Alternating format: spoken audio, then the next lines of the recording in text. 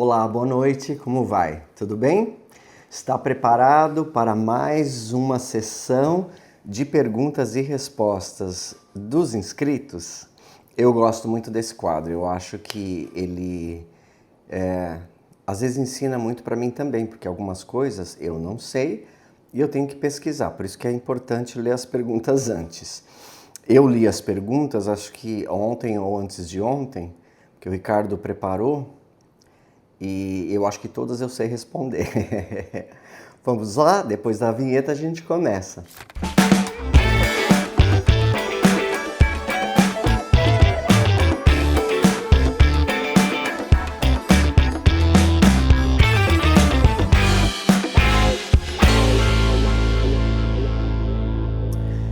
Vamos lá então começar com as perguntas e respostas que eu vou dar para as pessoas que enviaram, comentaram aqui no YouTube. Então, se você tiver uma pergunta e você quiser saber a resposta, você só tem que deixar aí nos comentários que a equipe vai entrar nos comentários, eu também. Nós lemos todos os comentários, eu leio todos os comentários.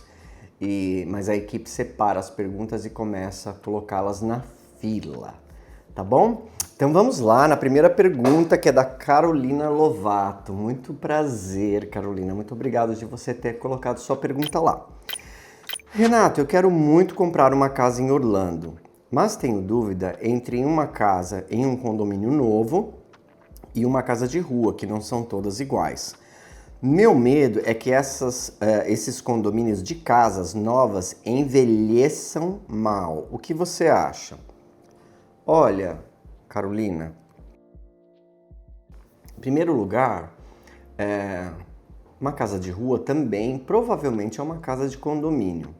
Mas talvez não sei, eu sei o que você está falando, tá? Só vou esclarecer para as pessoas que estão assistindo. Aqui em Orlando, na Grande Orlando, na Flórida, nos Estados Unidos, você tem uma construtora que compra um lote e aí ela tem lá 10 plantas diferentes e ela constrói as casas, algumas ela constrói, outras a pessoa vai lá, escolhe o lote, escolhe a casa.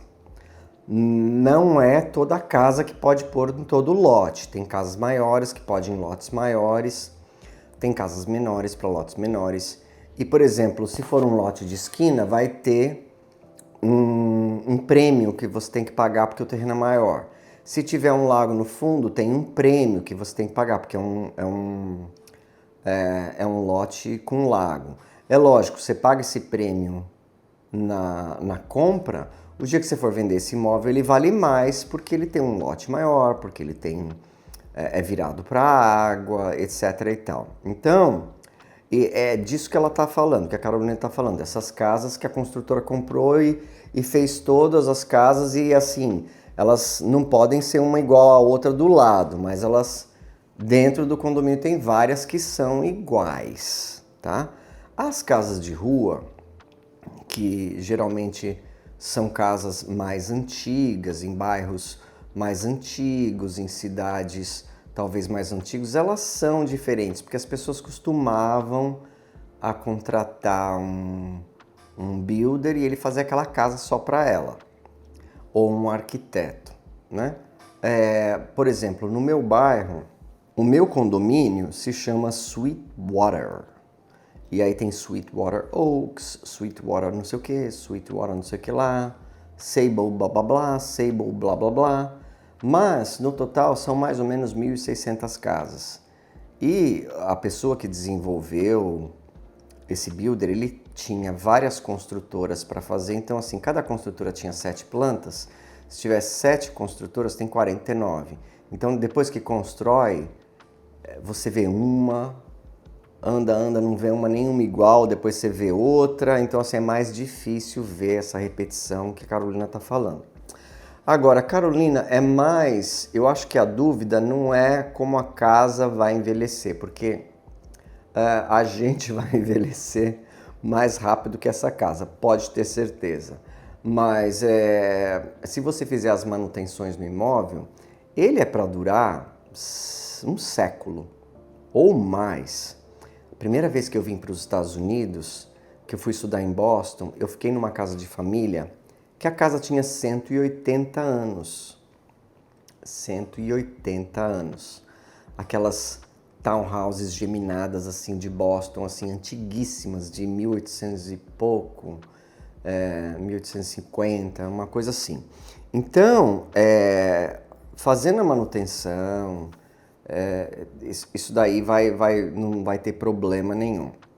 As casas de ruas mais antigas, não há dúvida, elas eram mais bem construídas. Já falei isso várias vezes aqui. A parede hoje, que é de 15, antigamente era de 20. As vigas do telhado hoje, que é desse tamanho, naquela época eram desse tamanho. Então, assim, ela tem uma estrutura melhor. Você trocando as janelas, trocando o ar-condicionado, trocando o aquecimento, trocando o piso, trocando a elétrica, ela fica melhor do que uma nova. Mas existe um custo, né? Se você vai comprar financiado e você só tem aquele dinheiro da entrada, não adianta você comprar uma casa de revenda muito antiga e depois ficar morando nela se ela nunca foi reformada em 50 anos. Aí tem que ter o dinheiro da reforma também. Mas eu acho que nesse caso assim específico, é mais como você quer viver. Porque as casas de condomínio, elas são uma do lado das outras e elas têm só 10 pés entre elas, que é 2,80 metros, 3 metros. Então, assim, às vezes eles tomam cuidado para que as janelas não batam, mas às vezes você abre a sua sala, tá a janela da casa do outro lá. O quintal, você está conversando, o vizinho no quintal dele, ele escuta você conversando. Então, assim, tem pessoas, nós temos clientes que só querem casas novas e eles não se incomodam nada com isso. E aí compra. Então, agora, se você quiser terreno, vai ter que ser uma casa de revenda. A não ser que seja um condomínio que começou e às vezes eles têm uns cantos lá que não tem como pôr dois e fica um terreno super grande lá. Aí dá para ter uma casa com terreno grande num condomínio de construtora. Outra coisa é que o condomínio vai começar a plantar as árvores agora.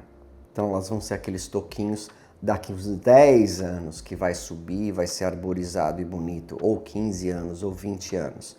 Bairros antigos, essas árvores já são centenárias. Já tem 50 anos, 60 anos ou 100 anos. O meu bairro, que foi desenvolvido na década de 70, essas árvores já têm 50 anos. Então elas são altas e também assim, é lindo, mas dá manutenção, tá? Tem que podar, tem sujeira, tem que limpar. Então é mais como você quer viver. Eu acho que a maior coisa, a maior preocupação é a proximidade, que as pessoas querem privacidade, né? Eu acho que a privacidade no condomínio de construtora é uma coisa que você tem menos. Numa casa de rua é uma coisa que você tem mais. A diferença é essa. Tá bom, Carolina? Muito obrigado da sua pergunta. E se você pudesse escolher, você que está aí assistindo, você preferiria uma casa mais antiga, com mais terreno num condomínio mais antigo, ou você preferiria uma casa novinha em folha, mesmo que tivesse um pouco menos de privacidade? Escreve aí que eu vou amar ler suas respostas. Vamos na pergunta número 2. Renato, quais são os 5 erros que um designer de interiores não pode cometer jamais e que fazem até o Vicente berrar se isso acontecer?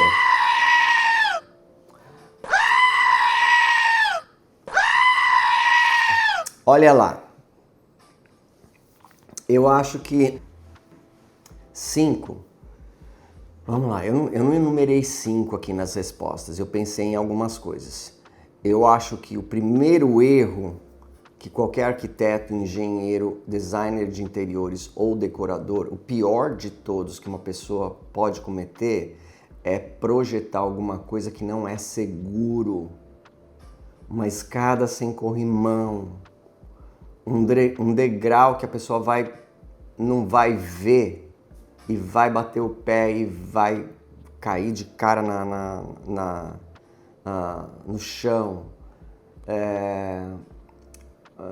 um canto de vidro vivo, uma parede inteira de vidro que pode quebrar, uma viga que pode cair, alguma coisa não segura, né? Eu acho que a segunda pior coisa é você errar na funcionalidade. Você coloca uma pia aqui, aí você põe uma ilha gigantesca aqui no meio e você põe um fogão ali. E a pessoa tem que lavar uma colher e ela tem que dar a volta nessa ilha toda aqui ali, ir lá lavar aquela colher e dar a volta nessa ilha toda ali lá. Se não tem jeito, é muito fácil de resolver. Você coloca uma chef sink do lado do fogão. A pessoa usa tudo que for de água ali, né? Você põe uma pequena pia no canto da ilha, que a pessoa só tem que vir aqui, que chama uma pia de apoio. Ela vem dali do fogão e ela não tem que dar a volta até lá, né? Pôr uma lava-louça que está longe da pia, né? Essas coisas da funcionalidade, né? Desenhar um banheiro que tem uma pia flutuante e não tem lugar para pôr nada. Daí você se vira, não tem lugar para pendurar uma toalha, não tem lugar para a toalha secar, não tem lugar para pôr um cesto de roupa suja. Então, assim, isso tudo tem que pensar. Não tem uma tomada naquele corredor para ligar um aspirador, né? Tem que ligar dentro de um quarto, aí o fio só vai até a metade. Então, assim, essas são as coisas. Agora, vamos falar um pouco de coisa. Acho que o terceiro erro que o designer de interiores não pode cometer é errar na iluminação, né? Você não pode errar na iluminação. A iluminação, em primeiro lugar, ela vai ajudar o ambiente a ser seguro. Em segundo lugar, ela vai ajudar quem vive dentro daquela casa a ser funcional, a facilitar a vida da pessoa dentro. E, em último lugar, ela vai ser decorativa. Na decoração, é até perdoável, mas você errar na funcionalidade e na segurança, jamais. É imperdoável. O design de interiores não pode cometer isso jamais. O quarto erro que eu acho que o designer de interiores pode cometer, que é muito ruim, é seguir as tendências e ir atrás da moda, porque depois de poucos anos aquilo fica desatualizado, até meio cafona, e a pessoa acaba tendo que gastar dinheiro para trocar e fazer novamente. Então, se você é designer de interiores ou arquiteto e você projeta interiores, faça uma coisa elegante, atemporal. Porque se tem uma coisa que não cai de moda, você só sabe o que é o que não cai de moda? O que não cai de moda é elegância. Você ser elegante na maneira de falar, na maneira de se vestir. Você pode até não estar usando a calça do momento, mas se você estiver elegante, a elegância não cai de moda. É na maneira de falar, na maneira de tratar os outros, na maneira de se vestir, então, e até na maneira de fazer o ambiente de dentro da sua casa. Se você fizer com elegância, ele vai ser atemporal, ele nunca vai cair de moda. Então, assim, o designer de interiores, é lógico, o designer ele é contratado, né? Ele é um funcionário, um profissional liberal contratado pelo cliente. O que o cliente bater o pé e quiser fazer, você tem que fazer, né? Você pode orientar, você pode guiar os clientes na decisão correta, dar orientação, dar a sua opinião, mas a palavra final é dele. Sabe por quê? Porque o dinheiro é dele. E ele que está pagando, e ele diz assim, eu tô pagando. Então é isso. Ele está pagando, ele tem o direito. E outra também, a casa é dele. É ele que vai viver na casa. Agora, existe uma responsabilidade. Se você projetar ele quer um negócio e você projetar esse negócio e fizer do jeito que ele quis, tenha certeza que isso foi documentado em mensagens ou em e-mail, para que depois, se acontecer um acidente, ele vier te processar, você ter lá documentado que foi ele que quis daquela maneira. Agora, a maioria dos clientes, ela deixa para você fazer. Eles deixam para você fazer, a maioria dos clientes. Eles falam assim, não, a gente quer que você faça, e você vai mostrando, eles vão gostando ou eles não vão gostando e você vai ajuntando e faz. Mas eu acho que o quarto erro é realmente fazer uma coisa que vai ficar bonito assim só 2 anos, 3, depois aquilo lá vai cair, vai ficar horrível. E por último, o que eu diria que é o pior erro do designer de interiores, o pior erro dele são os exageros. Tá? Eu acho que os exageros é um erro. Eu estava assistindo um vídeo do YouTube lá no Hamptons, perto de Nova York, há muito tempo, há mais de um século, só pessoas muito ricas têm casas ali. E da família Kennedy, tinha uma mãe e uma filha que moravam sozinhos, tem até um documentário do Netflix a respeito dessa mulher, Edie, Little Edie. E eles perderam dinheiro, o dinheiro acabou, não tinha mais de onde ir, e elas ficaram morando nessa casa sem eletricidade, sem ar-condicionado por anos e anos e anos e anos. E aí, uma pessoa comprou essa casa, lógico, estava em estado deplorável. E essa designer de moda comprou e reformou a casa e decorou a casa. É por isso que eu falo, cada macaco no seu galho. Se ela desenha roupas, ela devia ter feito os projetos e os desenhos da roupa dela.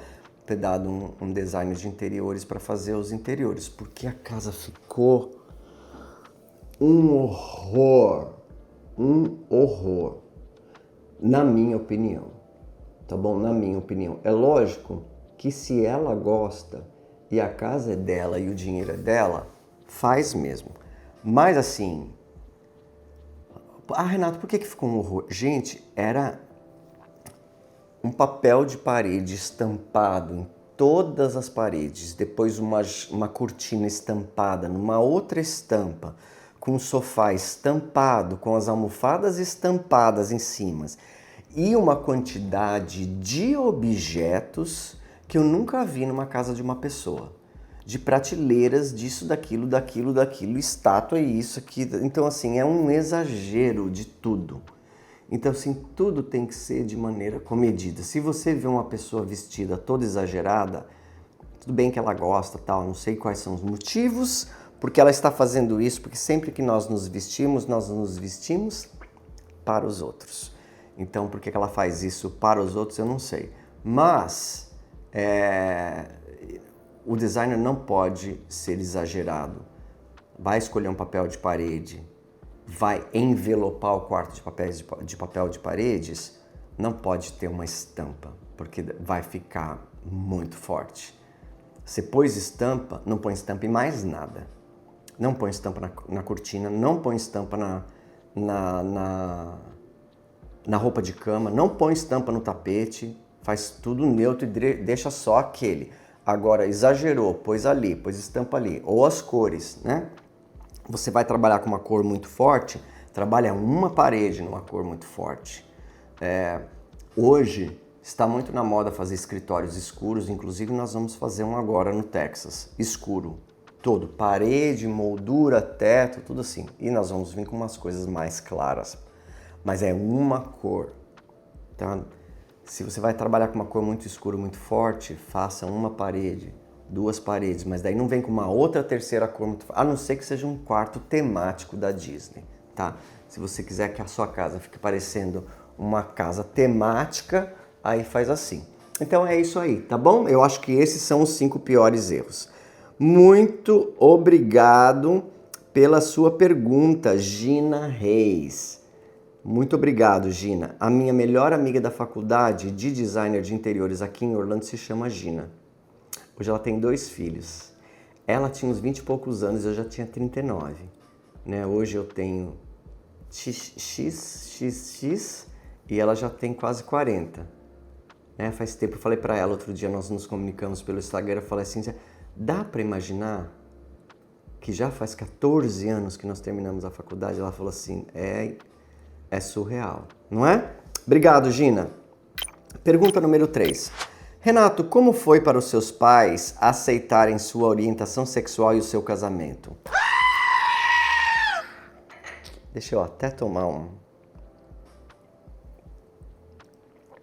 Olha, tô brincando com vocês, foi muito tranquilo. Um dos motivos de eu vir para os Estados Unidos foi justamente esse. Eu vou abrir meu coração com vocês. Quando eu morava no Brasil, eu sei que eu sou diferente desde que eu tinha 6 anos de idade. Com 6 anos de idade eu já sabia que eu era diferente. Com 7, com 8, com 9, com 10, eu sabia. E a pior coisa é os sinais que você recebe da sociedade, né? Que isso é errado, que você vai morrer, que vai acontecer um negócio muito ruim com você, que você é mau, né? Que você é mau, que você é demoníaco, que você é iníquo, que você é... Entendeu? Esses sinais. Então, assim, você tenta anular esse lado seu e você tenta cada vez mais entrar naquela caixa para você virar aquela pessoa que a sociedade quer que você vire. Aquela pessoa tal, boazinha, bonita, blá blá blá, que daí que case, que daí tem filhos e que trabalha e que fez faculdade e que é médico, advogado ou engenheiro. Então assim, você fica a vida inteira tentando entrar naquele negócio.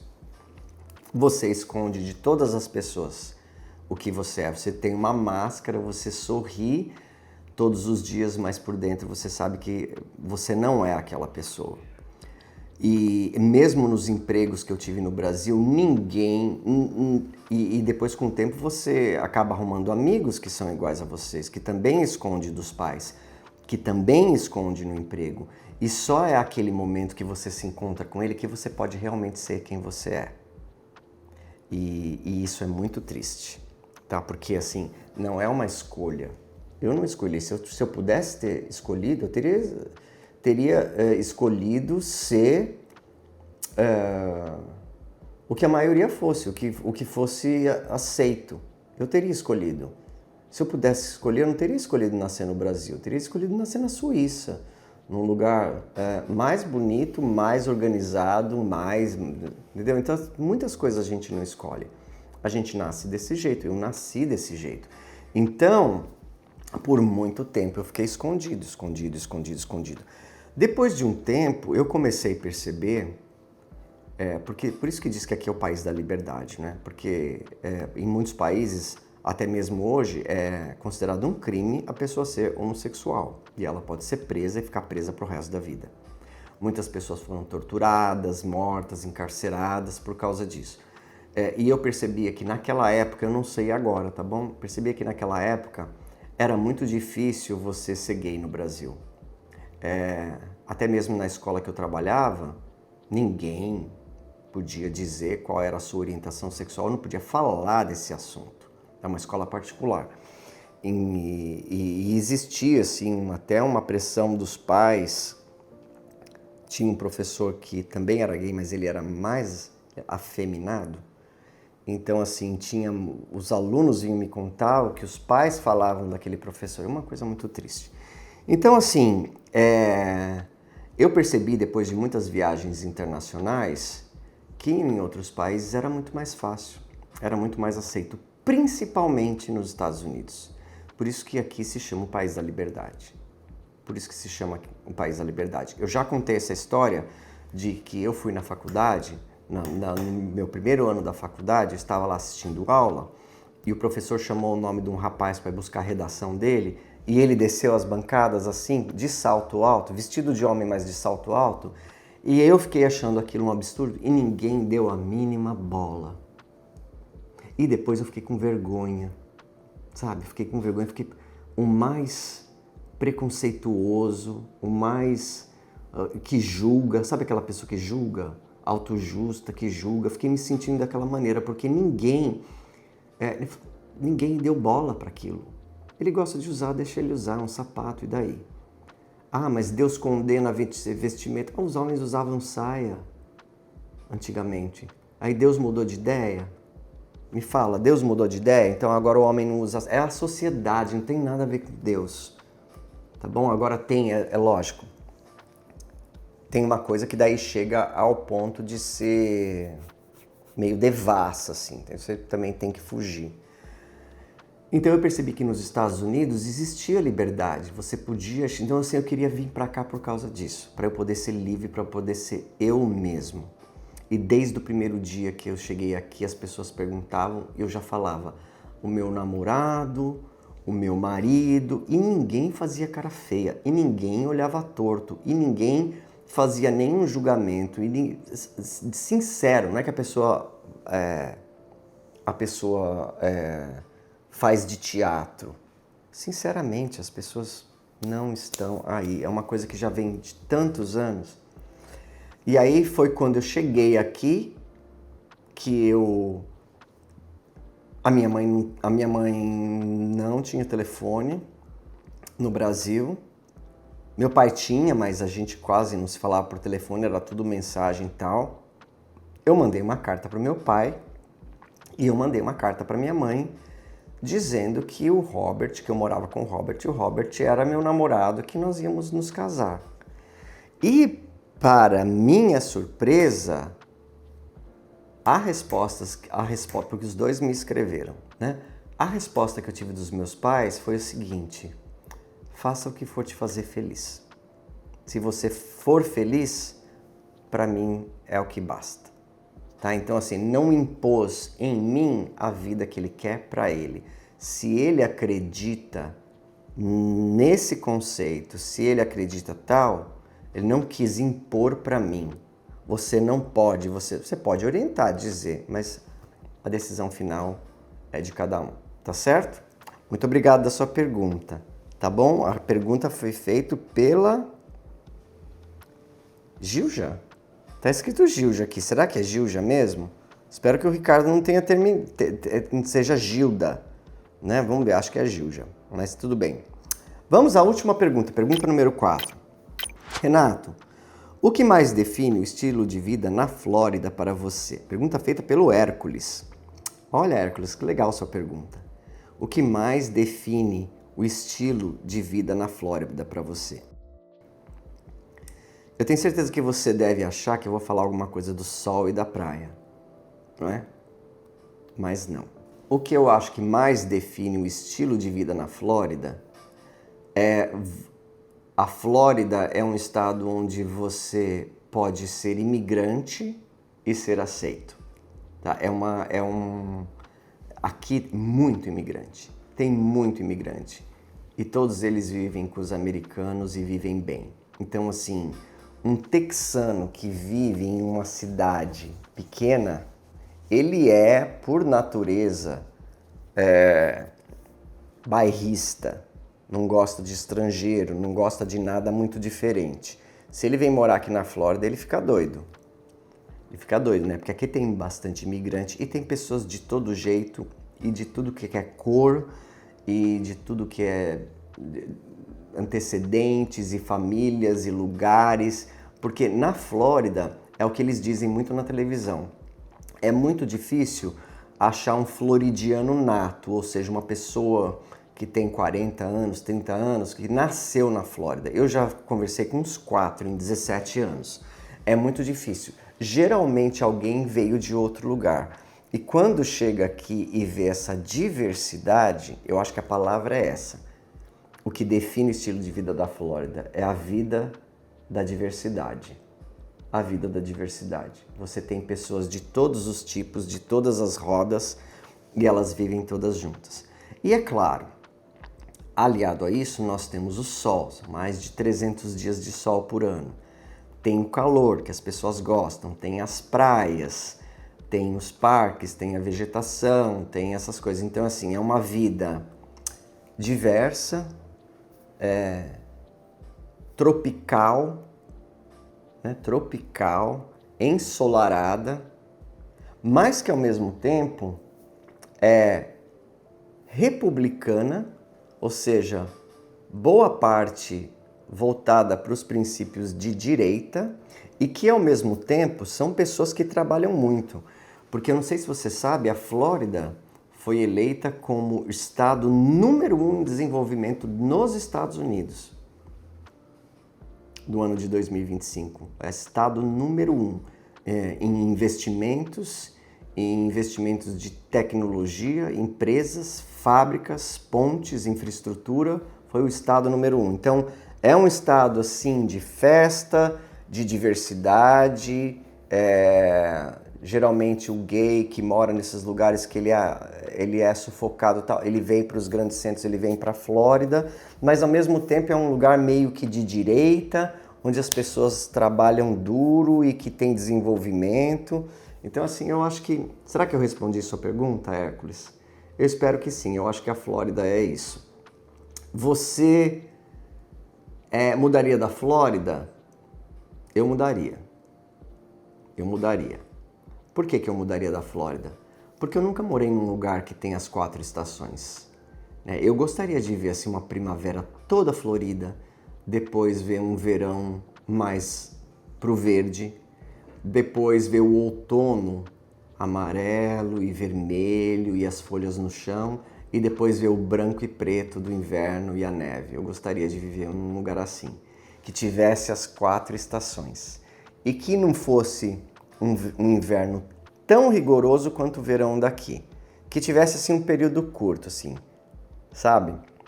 Que tivesse 3 meses de primavera, 3 meses de verão, 3 meses de outono, 3 meses de inverno, depois 3 meses de primavera, porque aqui a gente tem assim um período bem longo de calor. Aí tem uma semana ou 2 de outono. Aí tem um inverno que não é tão grande, até fevereiro, né? Você vê, por exemplo, nós estamos em janeiro, lá fora tá calor, né? Eu pus essa blusa aqui porque aqui dentro a gente ligou o ar-condicionado. Mas daqui a pouco vai vir uma frente fria e vai ficar um gelo. Então assim, é um período só de frio. E aí depois já entra o calor de novo e o calor fica... Para quem gosta do calor é uma maravilha, né? Tá bom? Então, por hoje é só. Eu espero que você tenha tido um domingo maravilhoso. O que você fez hoje? Você se divertiu? Você passeou? Sabe que mesmo no dia de folga a gente pode aprender muita coisa. A gente pode ir para um museu, você pode ir para uma galeria, você pode ir fazer um curso, uma aula, você pode assistir uma coisa no YouTube, você pode descansar, você tem que dormir, você tem que ficar sem fazer nada um pouco. Não pode assim, eu não consigo ficar sem fazer nada, sempre tem que ficar fazendo alguma coisa. Fica sem fazer nada um pouco. Você pode conversar com alguém, perguntar a história de vida dela e você aprender alguma coisa com ela, não é?